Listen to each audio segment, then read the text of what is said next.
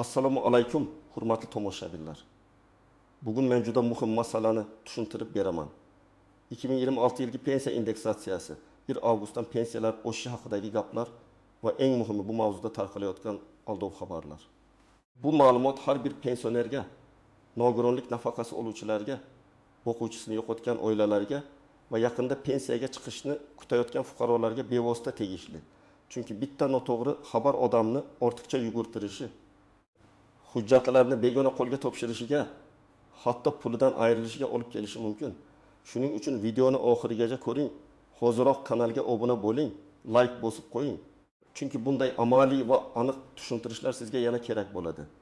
Men bugun masalani oddiy tilda aytaman. Pensiya qachon va qanday oshadi? Indeksatsiya degani nima? 1 avgust sanasi atrofida nima uchun shov-shuv ko'payadi? Kimning pensiyasi haqiqatdan qayta hisoblanishi mumkin? Kim esa yolg'on va'dalarga ishonmasligi kerak? Eng asosiysi, men sizga amalda nima qilish kerakligini bosqichma-bosqich aytib beraman. Avvalo, indeksatsiya nima ekanini tushunib olaylik.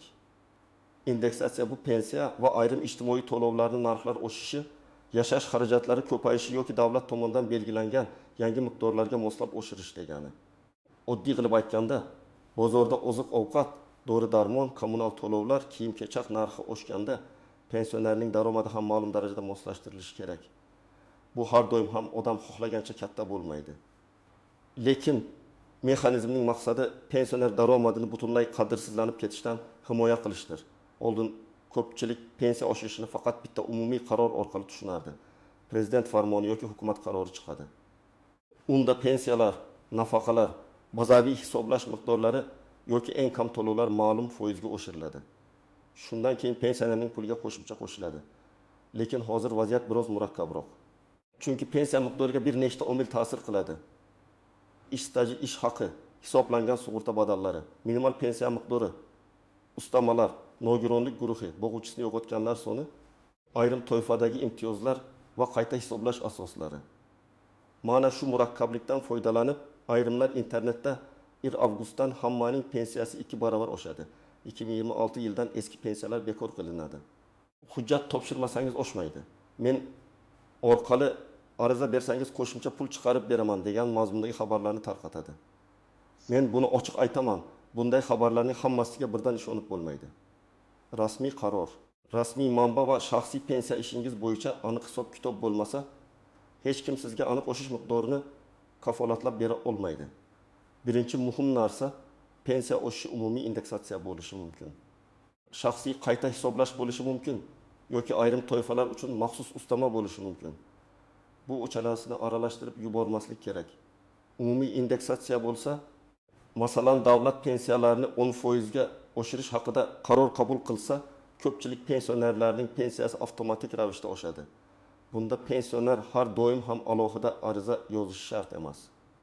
Pensiya tizimidagi ma'lumotlar asosida miqdor yangilanadi.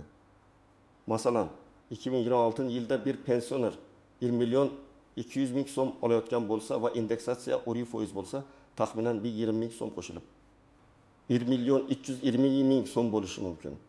Lekin men taxminan deyapman, chunki real hisobda qo'shimcha ustamalar, minimal miqdorlar, ushlab qolishlar yoki boshqa to'lovlar ham rol o'ynaydi. Shaxsiy qayta hisoblash esa boshqa masala. Masalan, pensioner ilgari ishlagan yillarning hammasini pensiya ishiga kiritmagan bo'lishi mumkin. Kimdir 1995 yildan 1990 yilgacha zavodda ishlagan. Lekin arxiv ma'lumotnomasi vaqtida topilmagan uchun bu davr hisobga olinmagan. Keyin hujjat topildi. Mana shunda pensiya qayta hisoblanishi mumkin. Bu indeksatsiya emas, bu shaxsiy pensiya ishini to'ldirish va qayta ko'rib chiqishdir. Bunday holat odam ariza beradi, hujjat topshiradi. Mutaxassis hisob-kitob qiladi. Uchinchi holat, maxsus ustama yoki toifa bo'yicha o'zgarish. Masalan, nogironlik guruhi o'zgarsa, o'quvchisini yo'qotgan oilada farzandlar soni yoki ularning o'qish holati o'zgarsa, parvarish ustamasi belgilansa, ma'lum faxriy yoki alohida maqom tasdiqlansa, pensiyaga qo'shimcha to'lov paydo bo'lishi mumkin. Bu ham umumiy indeksatsiya bilan bir xil narsa emas. Endi 2 avgust masalasiga kelamiz. Odatda odamlar yil davomida ma'lum sanalarda o'zgarish kutadi. 1 yanvar, 1 aprel, 1 iyul, 1 avgust, 1 sentyabr. Chunki ko'p qarorlar aynan oy boshidan kuchga kiradi. Ammo 1 avgustdan hammaning pensiyasi oshadi degan gap faqat rasmiy hujjat bilan tasdiqlansa kuchga ega. Agar rasmiy farmon yoki qaror bo'lmasa, Telegramdagi ovozli xabar. YouTube'dagi shuvli sarlavha yoki notanish odamning ro'yxatga yozdiring degan chaqirig'i qonuniy asos bo'la olmaydi. Men buni oddiy misolda tushuntiraman. Birinchi misol. Mahkam ota 18 yoshda yoshga doir pensiya oladi. Uning pensiyasi 1 million 500 ming so'm. Agar umumiy indeksatsiya e'lon qilinsa va oshirish avtomatik bo'lsa, mahkam ota pensiya bo'limiga yugurishi shart emas. U faqat bank kartasidagi tushum yoki pochta orqali kelgan pul miqdorini tekshiradi. Agar yangi miqdor rasmiy e'lon qilingandan farq qilsa, shunda tuman pensiya bo'limiga murojaat qilishi mumkin. Ikkinchi misol. Dilbar opa 62 yoshda. U pensiyaga chiqqanda 7 yil ish staji arxivdan topilmagan uchun hisobga kirmagan. Keyin eski tashkilot hujjatlari viloyat arxivida saqlanayotganini bilib qoldi. Dilbar opa uchun eng muhim masala umumiy indeksatsiya emas, balki o'sha 7 yil stajni tasdiqlash. Agar hujjat topilib pensiya ishiga qo'shilsa, uning pensiyasi sezilarli oshishi mumkin. Ba'zan umumiy 10% lik oshishdan ko'ra shaxsiy qayta hisoblash odamga ko'proq foyda beradi. Uchinchi misol. Rustam aka hali pensiyada, lekin pensiyaga chiqqandan keyin ham ishlagan. U ishlagan yillarim avtomatik qo'shilib boradimi deb o'ylaydi. Bu yerda har bir mamlakat va amaldagi tartibda o'z qo'ydasi bo'ladi. Shuning uchun Rustam aka rasmiy tarzda pensiya jamg'armasi yoki vakolatli organdan o'z pensiya ishida oxirgi ish davrlari hisobga olinganmi? Qayta hisoblash uchun asos bormi? Shuni yozma yoki elektron murojaat orqali aniqlash kerak. Qo'shnimga qo'shilibdi, menga ham qo'shiladi degan yondashuv noto'g'ri. To'rtinchi misol, boquvchisini yo'qotgan oila. Onasi 2 farzandiga to'lov oladi. Farzandlardan biri ubindagi yoshga to'ldi. Lekin kollej yoki oliy ta'limda kunduzgi o'qishda davom etmoqda. Bu holatda hujjat o'z vaqtida topshirilmasa, to'lov to'xtashi yoki qayta ko'rib chiqilishi mumkin. Demak, bunday oilalar indeksatsiyadan tashqari. Farzandning o'qish ma'lumotnomasi, tug'ilganlik guvohnomasi, shaxsni tasdiqlovchi hujjatlar va boshqa talab qilinadigan ma'lumotlarni tayyor tutish kerak. Kimlar albatta tekshirishi kerak? Birinchidan, pensiya tayinlanganda hamma ish staji va ish haqi ma'lumotlari kiritilmagan deb o'ylayotganlar. Ikkinchidan, arxiv hujjati keyin topilganlar. Uchinchidan, nogironlik guruhi, parvarish ehtiyoji yoki oilaviy holati o'zgarganlar. To'rtinchidan, boquvchisini yo'qotganlik bo'yicha to'lov oladigan va farzandlarining yoshi, o'qishi, oilaviy holati o'zgarayotgan oilalar. Beshinchidan, pensiya miqdori rasmiy e'lon qilingan oshirishdan keyin ham o'zgarmagan yoki tushunarsiz kamaygan odamlar. Kimlar ortiqcha xavotir qilmasligi kerak? Agar siz oddiy yoshga doir pensiya olayotgan bo'lsangiz, barcha hujjatlaringiz joyida bo'lsa, rasmiy indeksatsiya avtomatik qo'llanadigan toifaga kirsangiz, siz har safar notanish odamga pul berib ariza yozdirishingiz shart emas. Agar oshirish bo'yicha qaror bo'lsa, tizimda hisob-kitob amalga oshiriladi. Sizning vazifangiz rasmiy e'lonni kuzatish, tushgan pulni tekshirish va zarurat bo'lsa savol berish. Bu yerda yana bir muhim nuqta bor. Ayrim pensionerlar mening pensiyam falonchinikidan kam. Demak, meni aldashyapti deb o'ylaydi. Har doim ham bunday emas. Ikki odam bir xil yoshda bo'lishi mumkin, lekin pensiyasi har xil chiqadi. Nega? Chunki ish staji har xil, ish haqi tarixi har xil, imtiyozli davrlar har xil.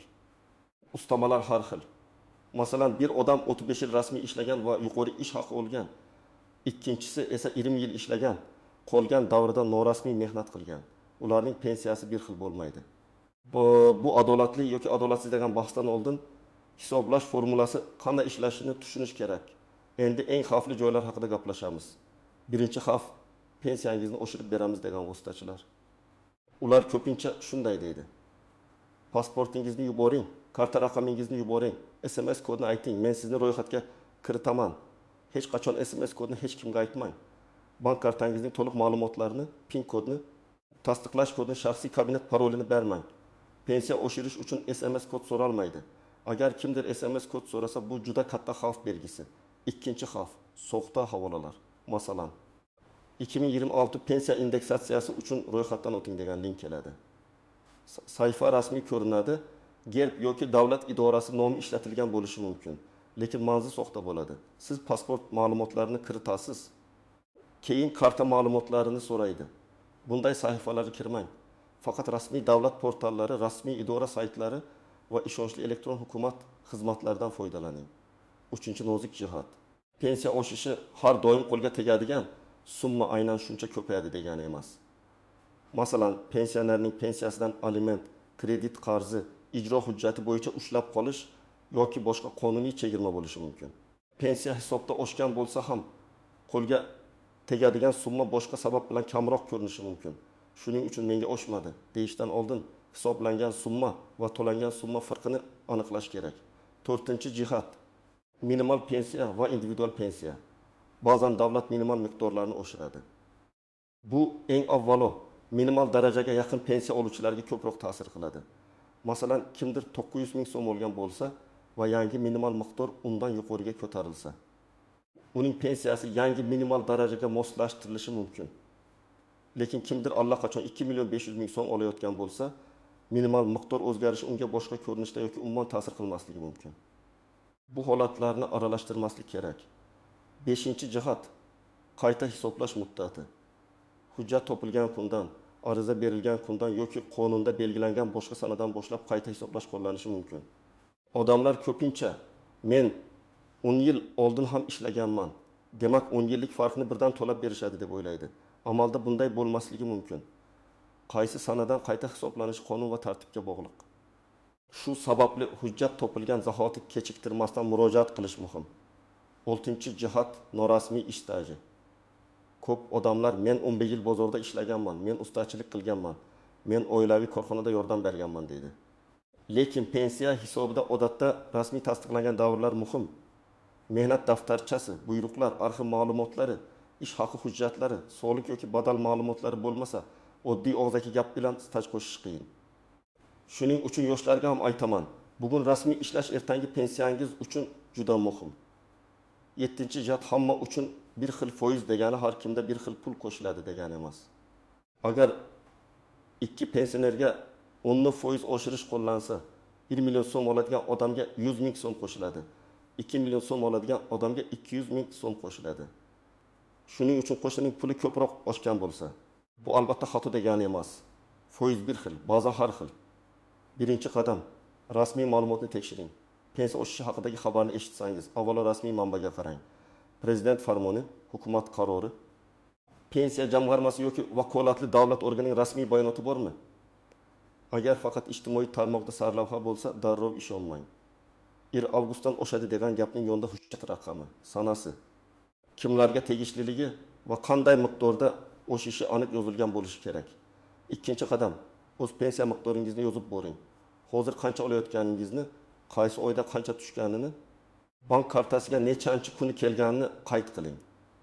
Masalan, oddiy daftar tuting.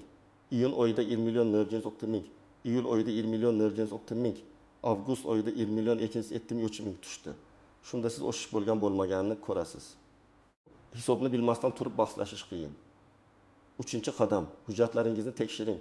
Sizda pasport yoki ID karta, pensiya guvohnomasi, mehnat daftarchasi, arxiv ma'lumotnomalari, ish haqi to'g'risidagi ma'lumotlar, nogironlik bo'yicha tibbiy hujjatlar, boquvchisini yo'qotganlik bo'yicha hujjatlar bo'lsa, ularni tartibga soling. Asl nusxalarni begona odamga bermang. Nusxa kerak bo'lsa, faqat rasmiy idoraga topshiring yoki elektron tizim orqali yuboring. 4-qadam, agar staj yetishmayotgan bo'lsa, arxiv izlang. Eski korxona yopilgan bo'lishi mumkin. Bu holatda uning hujjatlari tuman, shahar yoki viloyat arxiviga topshirilgan bo'lishi ehtimol. Siz arxivga yozma murojaat qilib, falon yillarda falon tashkilotda ishlaganingiz, lavozimingiz, taxminiy davringiz haqida ma'lumot so'rashingiz mumkin. Arxivdan javob kelgach, uni pensiya bo'limiga taqdim etasiz. 5-qadam, yozma murojaat qiling. Og'zaki gap ba'zan izsiz qoladi. Agar pensiyangiz noto'g'ri hisoblangan deb o'ylasangiz, mening pensiya ishimdagi staj va ish haqi ma'lumotlarini tekshirib, pensiya miqdorini qayta hisoblash imkoniyatini ko'rib chiqishingizni so'rayman degan mazmunda ariza yozing. Arizada ismingiz, yashash manzilingiz, telefon raqamingiz, pensiya turi, muammo mazmuni va ilova qilinayotgan hujjatlar ro'yxatini ko'rsating. Arizani topshirganda qabul qilinganini tasdiqlovchi belgi yoki ro'yxat raqamini oling. 6-qadam, javobni kuting va tushunarsiz bo'lsa, izoh so'rang. Davlat idorasi sizga faqat rad etildi deb emas, sababini ham tushuntirishi kerak. Qaysi hujjat yetishmayapti, qaysi davr hisobga olinmayapti, qaysi qoida asosida shunday qaror bo'lganini so'rang. Agar javobdan qoniqmasangiz, yuqori turuvchi tashkilotga yoki qonuniy tartibda shikoyat qilish huquqingiz bor. 7-qadam pul bermang. Pensiya oshirish, indeksatsiya, qayta hisoblash bo'yicha tezlashtirib beraman. Ichkarida odamim bor. Oldindan xizmat haqi bering degan takliflarga juda ehtiyot bo'ling. Qonuniy masala hujjat bilan hal bo'ladi. Pora yoki vositachi orqali emas. Agar hujjatingiz haqiqiy bo'lsa, uni rasmiy yo'l bilan topshiring. Agar hujjatingiz yo'q bo'lsa, vositachi uni mo'jiza qilib paydo qilib bermaydi. Soxta hujjat esa keyinchalik katta muammo keltiradi. 8-qadam yaqinlaringizga tushuntiring. Ayniqsa, yoshi katta ota-onalarimiz telefon orqali kelgan xabarlarga tez ishonib qolishlari mumkin. Ularga ayting, hech kimga SMS kod aytilmaydi, karta rasmi yuborilmaydi, pasport ma'lumotlari notanish odamga berilmaydi. Pensiya oshirish ro'yxati degan havolalarga kiritilmaydi. Biror shubhali xabar kelsa, avval farzandlari yoki ishonchli mutaxassis bilan maslahatlashsin. Birinchi savol. 2026 yilda pensiya albatta oshadimi? Men ekspert sifatida shuni aytaman.